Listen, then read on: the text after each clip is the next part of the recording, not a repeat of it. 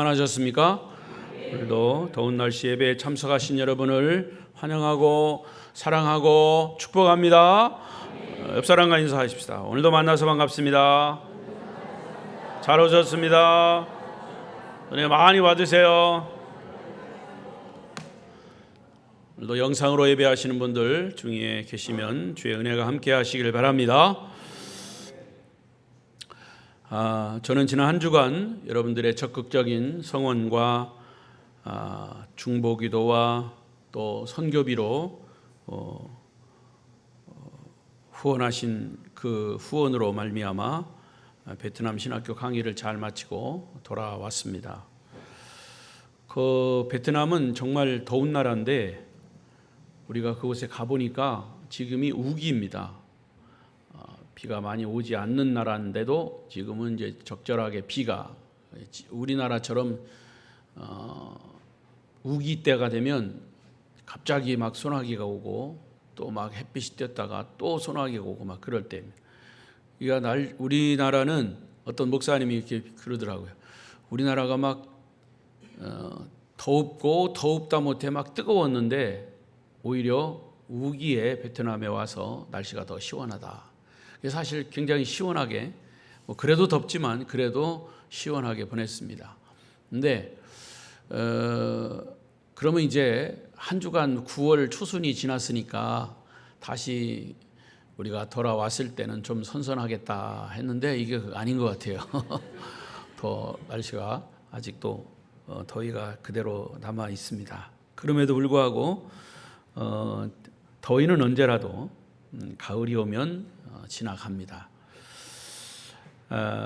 중보기도 또 선교비로 후원하신 여러분들의 마음을 우리 베트남 학생들에게 또 선교사님들에게 잘 전달하고 또 복음을 열심히 전하고 왔습니다.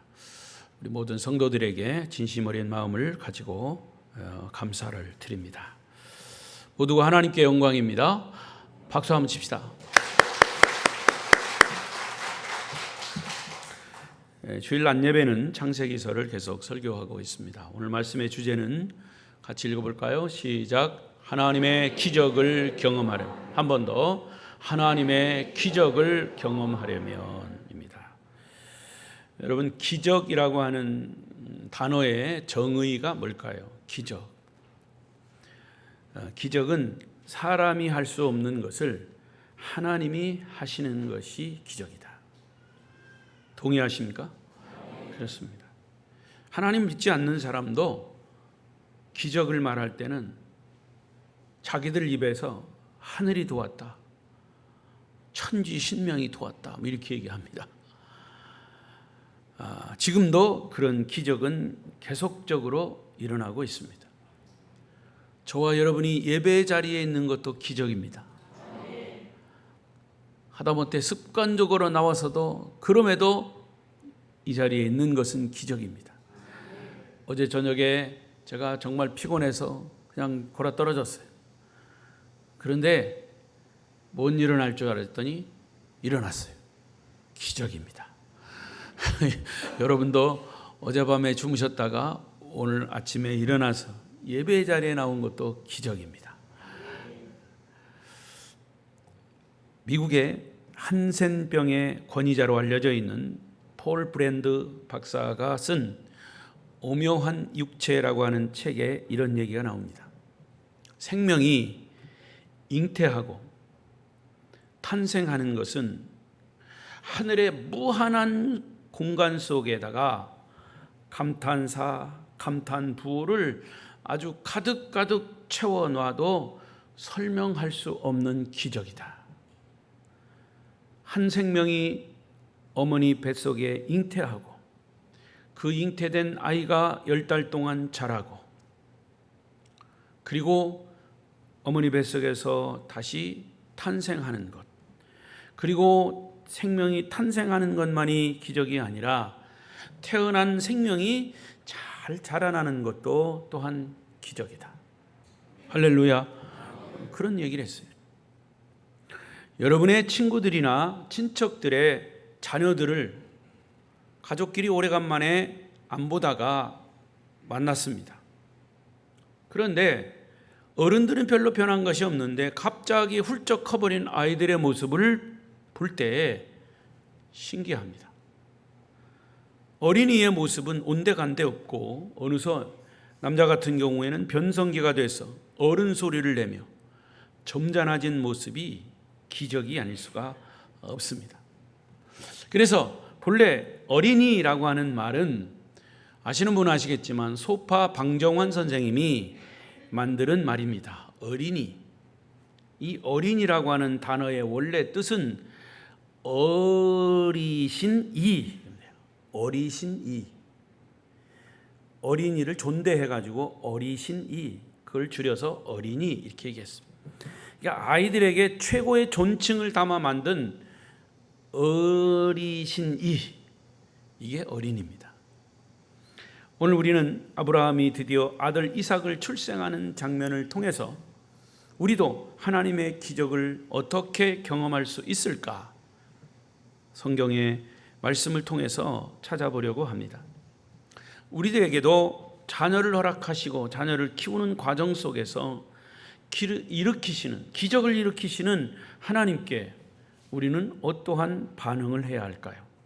자, 오늘 말씀의 제목처럼 하나님의 기적을 경험하려면 첫째, 하나님을 전적으로 신뢰해야 합니다. 시작. 그렇습니다. 기적은 사람이 할 수 없는 일을 하나님이 하시는 거라고 그랬습니다. 그렇다면 그 기적을 일으키신 하나님을 전적으로 신뢰하라, 그 말입니다. 자, 아브라함이 100세 되어서 자녀를 얻을 수 있었던 그 배후에 우리가 반드시 하나님을 전적으로 신뢰해야 할 하나님에 대한 믿음 두 가지가 있습니다. 아브라함이 100세 얻은 아들을 보고 기뻐할 수 있었던 것은 아브라함에게 있어서의 두 가지 믿음이 있었습니다. 첫째는 하나님의 신실하심을 믿었습니다. 하나님의 신실하심. 아브라함에게 하나님이 자녀를 주시겠다고 약속한 것은 이미 25년 전의 일이었습니다. 여러분 아시다시피 창세기 12장 1절에 하나님이 아브라함을 부르시면서 하신 말씀이 내가 너로 큰 민족을 이루고 네게 복을 주어 네 이름을 창대케 하리니 너는 복의 근원이 될지라. 약속을 하셨습니다. 그리고 25년 만에 아들이 태어난 겁니다. 25년.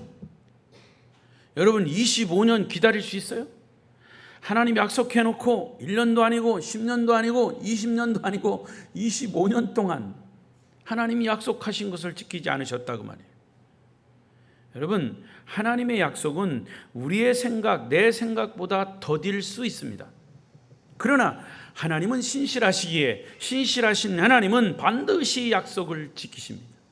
제가 말씀드렸잖아요. 성경은 뭐라고요? 약속의 책입니다. 구약을 옛 약속이라 했고 신약을 새로운 약속이라 했어요. 신약 구약이 합해서 66권인데 66권 속에는 하나님의 전적인 약속이 들어있습니다. 그런데 구약을 쭉 보면 하나님의 약속이 점차적으로 이루어졌습니다. 하나님의 약속이 이루어진 것이 바로 신약입니다. 메시아가 이 땅에 오신 것도 약속의 응답입니다. 약속이 이루어진 것입니다. 그리고 하나님께서 또 약속하신 것이 이제 마지막 이루어질 약속, 다시 이 땅에 오신다는 재림의 약속, 그 약속만 남아 있는 겁니다. 그래서 하나님은 신실하시기에 반드시 약속을 지키십니다. 이런 역사적인 이런 큰 틀에서의 약속도 지켜지지만 개인적으로 저와 여러분에게 하신 하나님의 약속은 지켜지십니다. 이 하나님의 신실성이 결국 아브라함 품에 자녀를 안기게 하신 겁니다. 할렐루야.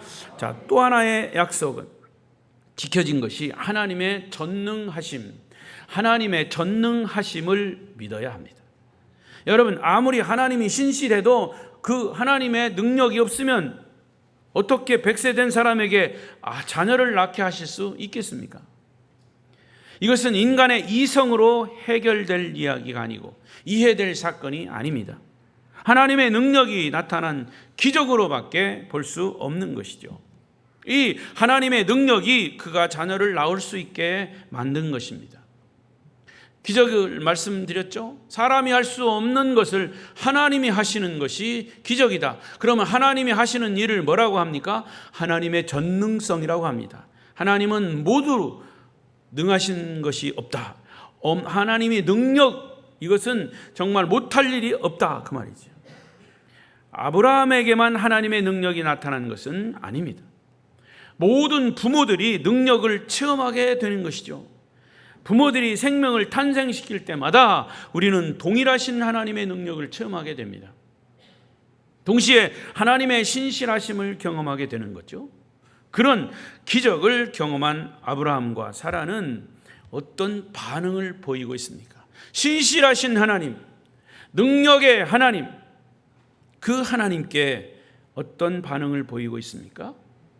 하나님을 자기의 이성으로 초월해서 온전히 믿었다는 거죠.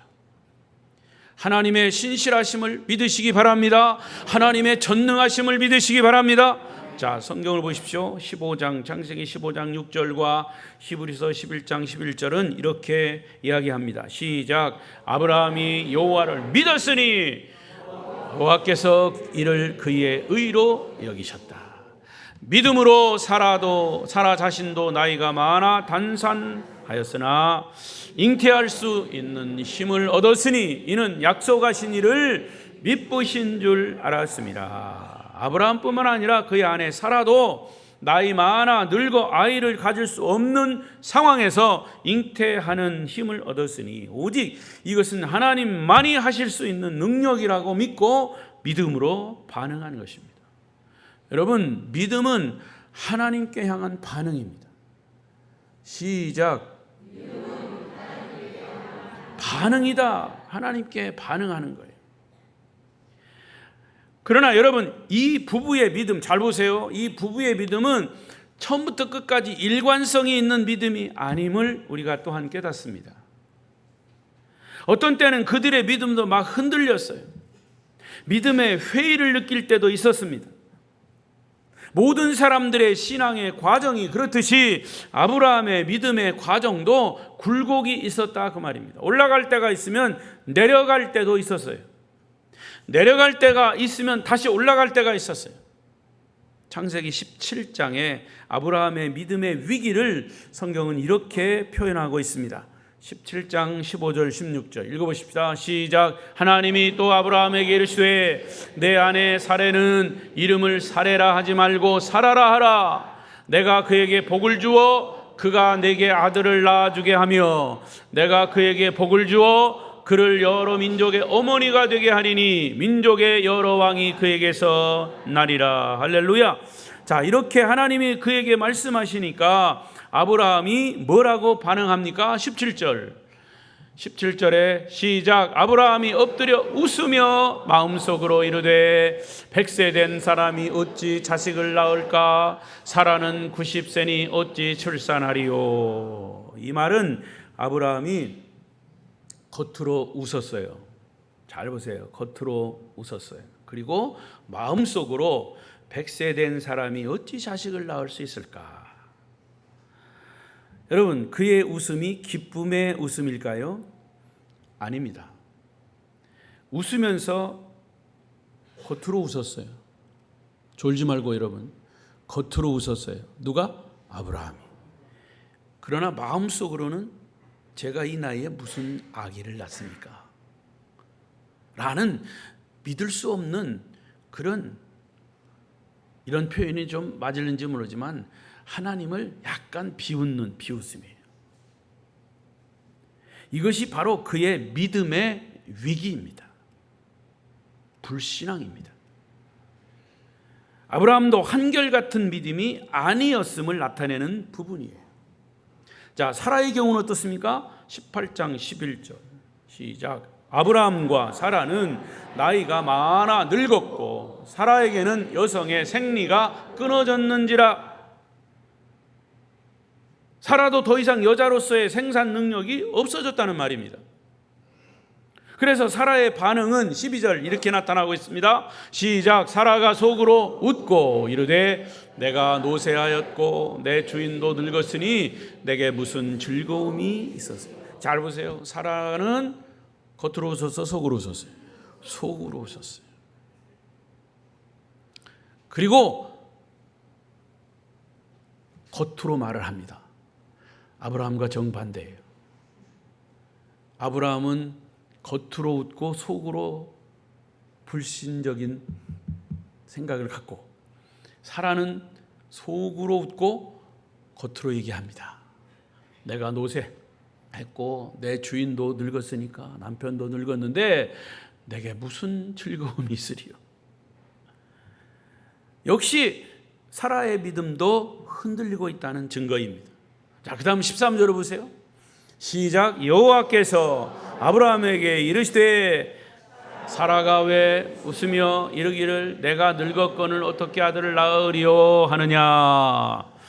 여러분, 하나님은 여러분이 속으로 웃는 것도 다 알고 계셔.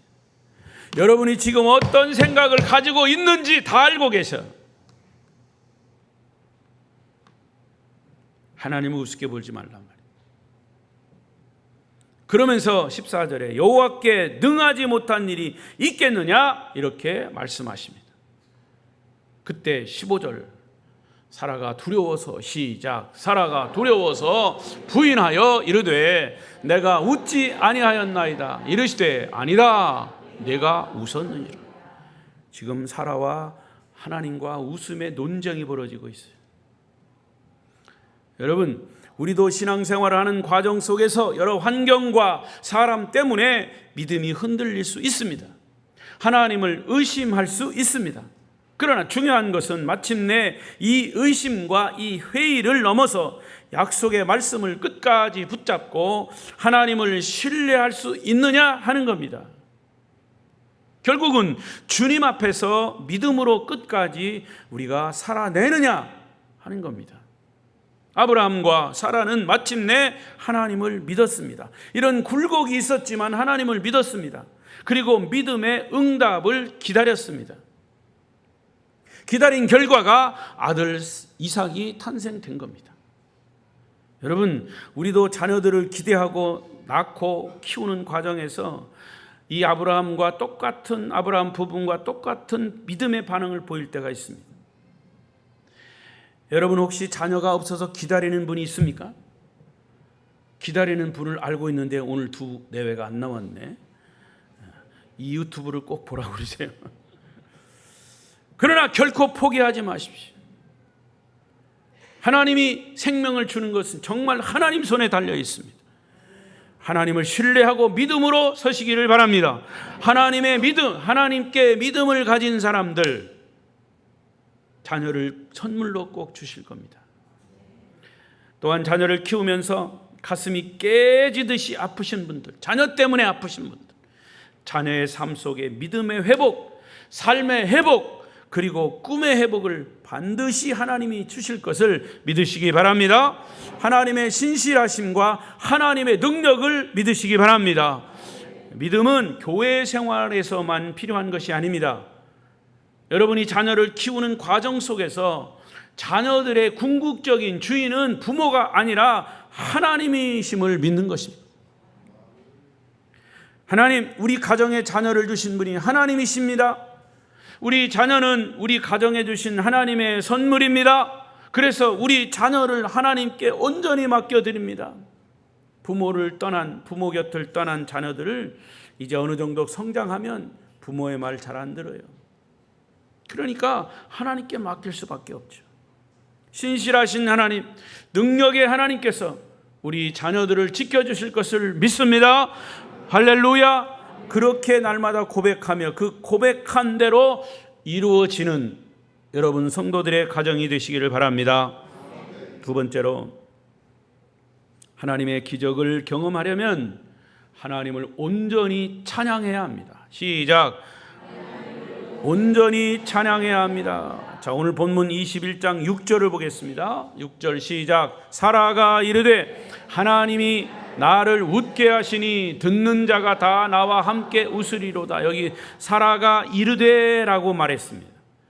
성경은 사라가 이르되라고 기록합니다. 사실 이 말은 그냥 평범한 말이 아닙니다.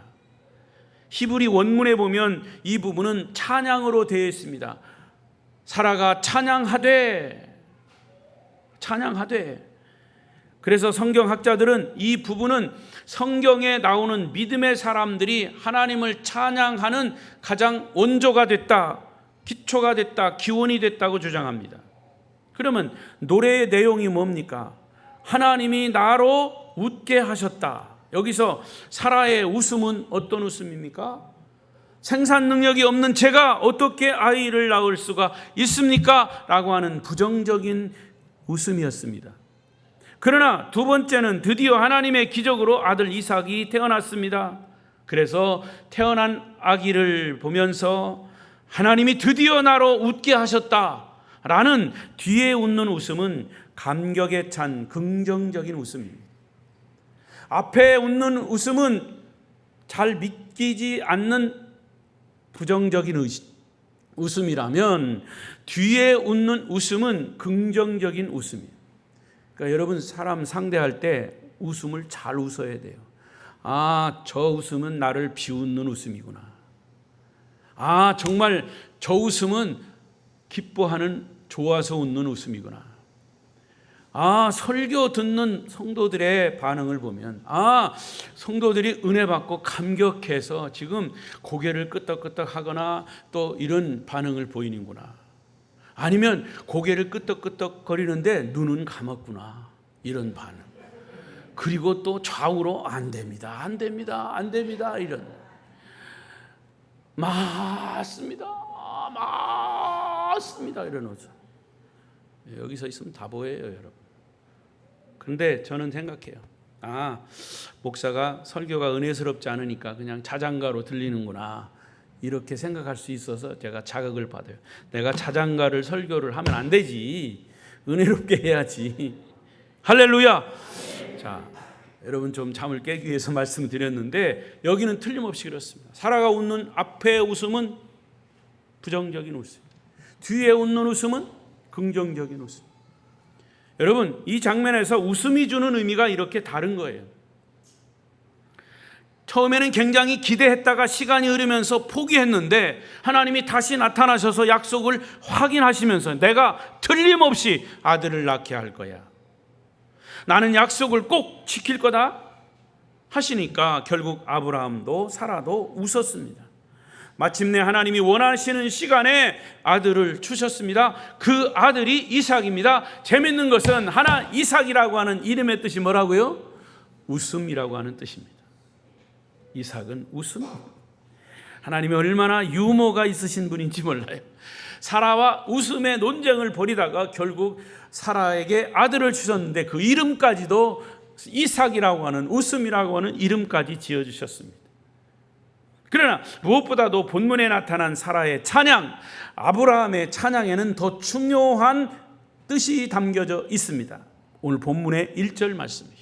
시작. 여호와께서 말씀하신 대로 사라를 돌보셨고 여호와께서 말씀하신 대로 사라에게 행하셨다. 두 번 반복되는 단어가 뭐라고요? 여호와께서 말씀하신 대로, 여호와께서 말씀하신 대로. 이건 하나님의 신실성을 나타내는 부분이에요. 그리고 2절을 보십시오. 2절 시작. 사라가 임신하고 하나님이 말씀하신 시기가 되어 노년에 아브라함에게 아들을 낳으니. 역시 하나님이 약속하신 때가 되어 드디어 아들을 주셨다라고 하는 것이죠. 사람이 할 수 없는 상황에서 하나님이 아들을 낳게 하셨다. 하나님의 신실성 플러스 하나님의 능력입니다. 이 모든 것들을 사라는 지금 찬양하고 있습니다. 사실 아브라함과 사라에게는 지난 25년이 얼마나 긴 시간이었는지 몰라. 아무리 기도해도 하나님이 약속하셨잖아요. 하나님이 약속하셨잖아요. 25년 동안 그랬어요. 중간에 하나님 약속을 안 지키실 것 같아. 그래가지고 아들 낳고 싶을 때, 이 시간이 지나면 못 낳을 것 같으니까, 또 나이가 지나면 안 되니까 아들을 덜썩 낳아버린 거죠. 그게 하갈을 취해 낳은 이스마엘. 하나님 뭐라고 그랬어? 나타났어. 안 된다. 그 아들은 약속의 자녀가 아니다.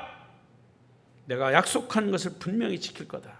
그래서 태어난 아들이 이삭이고 그 이삭의 후예에서 바로 예수 그리스도 메시아가 탄생된 줄로 믿습니다. 하나님은 신실하시오.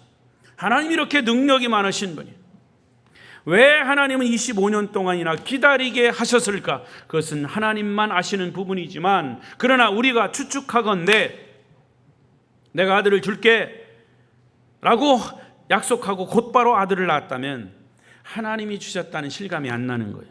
뭐 누구나 다 낳은 아들인데 뭐 그게 꼭 기도의 응답이라고 할 수 있을까? 라고 얘기했어요. 그래서 이스마엘을 취한 이유도 거기 있는 거죠. 얼마든지 변명할 수 있는 것이 인간의 그런 생각이에요. 하지만 인간의 자녀 생산 능력의 가능성이 다 끊어졌을 때 하나님 주신 아들은 기적의 선물인 것을 그때 가서 인간이 깨닫게 되는 거죠. 하나님의 신실하심, 하나님의 능력을 찬양하지 않을 수 없었던 거죠. 하나님의 신실하심, 하나님의 능력을 찬양할 수 있게 된 것은 사람이 할 수 없는 부분을 하나님이 하시도록 하나님이 그렇게 만들으셨기 때문에 하나님을 찬양할 수밖에 없었던 겁니다. 여러분, 신기한 것은요, 이 100이라고 하는 나이, 이 숫자는 참 신기합니다. 아브라함 나이를 100세는 넘기지 않으셨다는 거예요. 이것도 묵상할 부분인, 만약 100세를 넘겼다면 아브라함이 완전히 포기하고 좌절할 것을 하나님이 아셨어요. 인간의 어떤 그런 이성적인 생각들. 그래서 하나님이 아브라함이 완전히 약속을 포기하기 직전 100세라고 하는 나이를 딱 기점으로 해서 주신 거예요. 얼마나 감격스럽습니까? 여러분도 기도가 빨리 응답되지 않는다고 실망하지 마십시오. 하나님의 때가, 하나님의 카이로스, 하나님의 때가 되면 반드시 응답하실 신실하신 하나님, 능력의 하나님을 믿으시기 바랍니다. 그래서 오히려 이제 믿어지고 내 믿음이 확실해지고 아직 이루어지지 않았지만 하나님이 약속이 분명히 이루어질 것이라고 하는 것을 확신하고 미리 하나님을 찬양하시기 바랍니다. 어제나 오늘도 내일도 동일하신 하나님의 신실성, 하나님의 능력을 찬양하며 감사하시기를 바랍니다. 여러분, 결과를 가지고만 얘기하지 말고 모든 과정과 아직 일어나지 않을 하나님의 약속이 있다면 그 약속은 분명히 이루어질 것입니다. 그러니까 아직 이루어지지 않았어도 분명히 이루어질 것을 믿고 그 하나님을 찬양하시기를 바랍니다. 하나님의 신실성, 능력을 무엇으로 증명할 수 있겠습니까? 하나님은 우리가 구하기 전에 우리가 있어야 할 것을 아시고 가장 선하신 것으로 준비하고 계십니다. 그러나 나의 유익을 위해서 내가 가장 필요한 때 가장 필요한 것으로 응답하시고 때로는 기적을 베푸셔요. 하나님의 방법으로, 하나님의 시간으로. 단지 내가 이기적인 생각, 욕심이 조금이라도 거기에 포함되어 있다면 주님은 그것을 잘 아시기 때문에 가장 적절한 때, 하나님의 때를 기다리고 계신다는 사실입니다. 하나님 오늘도 성실하십니다. 하나님 오늘도 변함없이 능력을 베풀어 주시는 분이십니다. 하나님은 아브라함과 사라에게 능력으로 역사하셨던 것처럼 오늘도 동일하게 여러분에게 신실성과 능력을 나타내신 분이심을 믿고 여러분 모두에게 그런 기적이 체험되시기를 바랍니다. 마지막 세 번째로 하나님의 기적을 경험하려면 시작, 하나님께 온전히 헌신해야 합니다.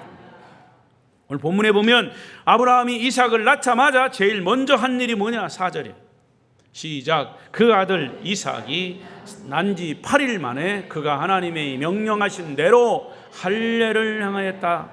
태어난 지 8일 만에 할례를 행했다. 남자의 아이 생식기 표피 것을 잘라내는 것, 포경수술이죠. 여러분, 이스라엘 백성들에게 할례는 이스라엘 택한 백성이라고 하는 증거예요. 남자들에게. 아브라함도 할례를 받은 사람이에요. 때문에 할례가 뭔지 잘 알고 있어요. 성경에 보면 아브라함이 인류 최초로 할례 받은 자로 나옵니다. 그때 사실은 마취라고 하는 것이 없죠. 아브라함도 할례를 받을 때 생으로 그냥 살을 도려내는 거잖아요. 얼마나 아픈지 몰라요. 그거 알고 있어요. 구약 성경 할례는 부싯돌, 돌 있죠, 돌. 그때 쇠붙이가 있는 것도 없어요. 부싯돌, 돌을 갈아가지고 그것을 칼로 만들어서 살을 찢고 했습니다. 얼마나 피가 많이 나고 고통스러운지 모르죠. 아버지 아브라함도 고통스러웠는데 이제 태어난 지 8일밖에 안 되는 핏덩이 아들에게 칼을 대야 하는 아버지의 심정이 어땠을까요? 그런데도 뭐라고 했습니까? 그가 하나님이 명령하신 대로 할례를 행했다고 합니다. 저는 이 할례를 말할 때마다 제 기억에서 지울 수 없는 사건이 있어요. 언젠가도 말씀드린 건데, 제가 군대 가서 통신병으로 군대에서 교환수를 했습니다. 밖에 나가서 일반 사병들은 보초를 쓰죠. 밤에 보초를 1시간씩. 저는 그 보초 대신 통신병이기 때문에 교환수를 써요. 우리 조장님 잘 아실 거예요. 교환수를 썼어요. 근데 교환수도 1등병 때, 쫄병 때는 고참병들 시간을 쫄병이 다 써야 돼요. 1시간만 나는 쓰는 게 아니라 어떤 사람은 갓 병장, 이제 제대할 병장은 그것까지 내가 다 그냥 뒤집어 쓰는 거예요. 2시간. 어떤 때는 또 고참이 또 높은 고참이 있으면 3시간도 두 사람 거를 내가 써야 돼. 쫄병이니까. 가만히 보니까 그렇게 해왔어. 나도 이제 고참 되면 이제 1시간짜리 저리 이제 미뤄서 나도 그냥 잠 실컷 자야 되겠다. 이런 생각을 했었죠. 그러나 그렇게 안 했어요, 저는. 교환수를 했어요. 그러니까 노상 교환대에 앉아 있어야 돼요. 그러니까 이 엉덩이 치질이 생겼어요. 아시는 분 아시겠지만 얼마나 아픈지 몰라요. 그래서 상관에게 이야기를 하고 군 병원, 그때 광주입니다. 광주. 제가 이제 영광에서 근무했으니까 광주 국군병원 가서 수술을 했습니다. 그런데 그때는 마취가 흔하지 않았을 테니까 군인들도 특별한 수술 아니고는 마취를 하지 않고 치질을 생으로 잘라냅니다. 수술할 때 아프니까 얼마나 아픈지 몰라요. 막 비명을 지르고. 근데 옆에서 상관이 뭐라 하는지, 쫄병이 막 기압이 빠져가지고 소리 지른다고 그래. 아니, 살 잘라내서 아픈 거 하고 이거 쫄병하고 뭔 상관이요? 그런데도 막 아프니까 소리를 질러. 생으로 수술을 받았어. 그런데 여러분, 엄청난 아픔을 소리도 지르지 못 참은 대가인지 몰라도 생으로 살을 자른 후에 회복은 마취할 때보다 훨씬 빨라요. 지금까지 재발되지 않았습니다. 그때 엄청난 고통은 지금도 아직도 이 얘기, 할례만 나오면 난 그 생각이 나. 본문에서 이 남자에게 할례의 의미는 하나님의 자녀가 되는 증표입니다. 아무도 할례를 안 받으니까 할례를 받으면 다른 사람들과 구분이 된다. 우리는 하나님의 택한 백성 유대인이다 라는 표시로 유대인 남자들에게 할례를 행하는 거예요. 아브라함은 아들에게 할례를 행하면서 다짐했을 겁니다. 아들아, 너는 이제부터 하나님의 자녀야. 그러므로 너는 다른 사람들과 구별된 삶을 살아야 한다 라고 하는 증거예요. 이 아들을 하나님의 자녀답게 하나님을 사랑하고 하나님을 찬양하며 하나님을 영화롭게 하는 자녀로 키우겠다는 결단이 바로 그 할례 속에 담겨 있는 겁니다. 할례의 신앙 고백적인 의미는 하나님의 구별된 자녀로 키우겠다는 거죠. 우리 성결교단 법에도 3세 미만의 어린아이에게 유아 세례식을 거행합니다. 유아 세례, 어렸을 때 세례를 행한단 말이죠. 그런데 그 어렸을 3세 미만 애가 뭘 알아요? 그런데 유아 세례의 진정한 의미는 어린아이를 하나님의 자녀로 드리겠다, 헌신하겠다라고 하는 의미도 있지만 사실은 그 아이를 이렇게 하나님께 드린다라고 하는 부모의 헌신의 의미가 거기 포함되어 있는 거예요. 그게 더 중요한 겁니다. 이삭의 할례가 있기 전에 아브라함의 할례가 먼저 있었습니다. 아버지 아브라함의 할례의 의미를 자기는 알았기 때문에 그 아들 이삭에게 할례를 실시한 겁니다. 무슨 얘기입니까? 부모의 헌신이 없이는 자녀의 헌신도 있을 수 없다는 겁니다. 부모의 거룩한 삶이 없이는 자녀에게 거룩한 삶을 기대할 수 없다는 거예요. 제가 자녀 교육에 대한 말을 할 때마다 강조하는 것이 있어요. 자녀 앞에서 부모가 말로 아무리 훈계해도 잘 듣지 않아요. 싫은 소리 하면 자녀들이 듣는 것 같지만 절대로 안 들어요. 그러나 결국은 자녀는 부모의 뒷모습을 보는 겁니다. 그래 보고 배우는 거예요. 부모가 삶에서 모본을 보일 때 자녀는 부모의 그 뒷모습을 보고 따라가는 거예요. 부모가 주님을 잘 섬기면 자녀도 따라서 주님을 잘 섬깁니다. 부모가 주님을 사랑하면 자녀도 주님을 사랑합니다. 문제는 부모인 거죠. 오늘 이 시대의 문제는 자녀가 아니라 부모들의 문제예요.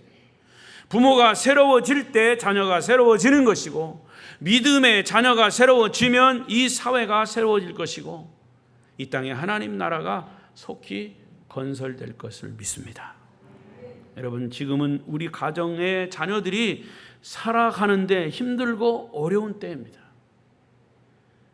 제 아들이 이제 한 주간 동안 여기 와서 휴가인데도 또 새벽기도 또 수요일 예배 인도했습니다. 감사한 일이죠. 저로서는 좀 아들을 또 영적으로 훈련하는 좋은 계기가 됐어요. 그런데 어떤 때 기도하면서 생각하면 앞으로 목회하는 것도 사실 만만치 않아요. 이 세상적인 사회적인 도전이 얼마나 센지. 지금도 국회에 계류되어 있는 게 입법 그냥 아직 드러내지 않는 것 중에 코로나 때 교회를 폐쇄시키려고 하는 법이 만들어졌었어요. 코로나를 핑계로. 모르시는 분 모르실 거예요. 교회를 폐쇄시킨다? 그럼 망할 징조예요. 나라가 망할 징조예요. 그런데도 지금 동성애 이 성차별 특별법을 만들려고 지금 계속 얘기하고 있어요. 국회의원 중에 목사들도 있어요. 근데 그 목사들이 그걸 만들려고 한다는 거예요. 그런 시대입니다. 지금 그런 시대. 또 말씀드리지만 중세 시대가 왜 흑암의 시대였냐? 교회가 타락했기 때문에 그 시대를 흑암의 시대라고, 어둠의 시대. 마지막 이 사회의 마지막 보루가 뭐냐? 마지막 지켜지는 그런 것이 교회입니다. 교회가 바로 서야 되고, 그렇지 않으면 나라는 망조예요. 그것은 바로 우리 자녀들이 신앙으로 잘 키워져 가는 것.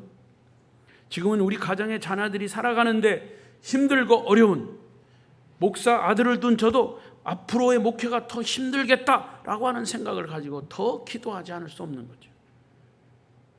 그렇지만 우리가 기도하며 정성 들여 키운 자녀들 신앙을 유업으로 물려준다면 어느 날 우리는 사라처럼 하나님을 찬양하고 감사하게 될 것을 믿습니다. 한국교회가 어둡고 아픈 모습들이 없는 것은 아니에요. 하지만 젊은이와 어린이들을 믿음으로 잘 키워놓으면 어느 날 우리는 말하게 될 것입니다. 하나님, 이제 우리 젊은이들, 이 어린이들로 말미암아 우리 한국 사회가 웃을 수 있게 되었습니다 라고 찬양하게 될 것입니다. 그러나 여러분, 결론을 지으면서 우리 어른 시대가 꼭 잊지 말아야 할 것이 있습니다. 어른의 우리 신앙인을 가진 신앙인들이 어느 날 우리가 웃으며 찬양할 수 있기 위해서는 하나님의 약속의 아들 예수 그리스도가 우셨다는 겁니다. 인류를 위해서 우셨고, 인류를 위해서 십자가에 죽으셨고, 인류를 위해서 부활하셨다는 사실, 예수님이 십자가의 고통을 받으셨다는 사실을 우리가 잊으면 안 돼요. 주님이 죽으심으로 우리가 웃을 수 있는 삶을 위해서 그의 생명을 내어주셨다면 우리는 결코 주님을 모른 채 할 수가 없는 겁니다. 주님을 평생 믿고 따라야 한다는 사실이죠. 주님 안에서 우리 자녀를 키워내셔야 합니다. 여전히 우리 자녀들의 삶에 구체적으로 역사하시는 하나님의 신실하심, 하나님의 능력을 여러분 부모가 믿으시기 바랍니다. 그래서 반드시 여러분의 자녀들로 말미암아 하나님을 찬양하는 날, 하나님께 감사하는 날, 하나님께 영광 돌리는 날이 분명히 올 것입니다. 하나님의 은혜에 감사하며 하나님의 기적을 날마다 경험하시는 저와 여러분 되시기를 축복합니다. 기도하십시다. 동성으로